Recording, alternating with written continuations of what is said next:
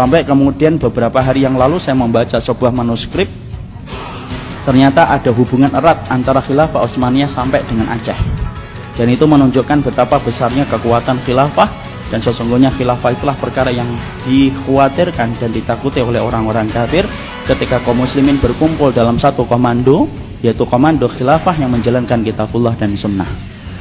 Makanya janji dari Allah itu apa? Khilafah itu muncul, dan orang kafir itu membaca itu, Pak. Makanya kalau kita perhatikan riset-riset yang dilakukan oleh orang kafir, yaitu adalah riset bagaimana dia selalu meneliti dan mengamati kondisi kaum muslimin ketika sudah mengarah kepada perkara itu. Makanya mereka berusaha untuk melambatkan, walaupun mereka itu tahu kemenangan Islam itu datang. Makanya hari ini kita dapatkan permusuhan. Tidak ada agama yang paling dimusuhi di atas muka bumi kecuali Islam. Tidak ada agama yang mendapatkan permusuhan paling besar di atas muka bumi kecuali adalah Islam. Kalau agama ini bukan turun dari Allah, sudah hancur dan sudah punah jauh ratusan tahun sebelum kita lahir.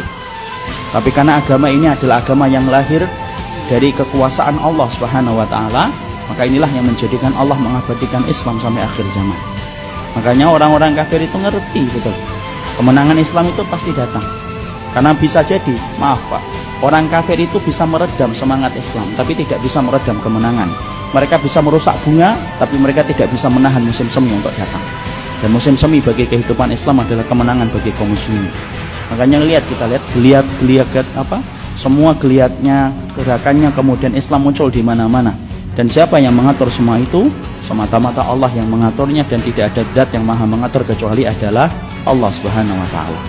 Makanya pertanyaan kita untuk saya dan kepada antum, kalau Islam nanti menang, maka itu pasti akan datang. Ada saya dan tidak ada saya, ada antum dan tidak ada antum.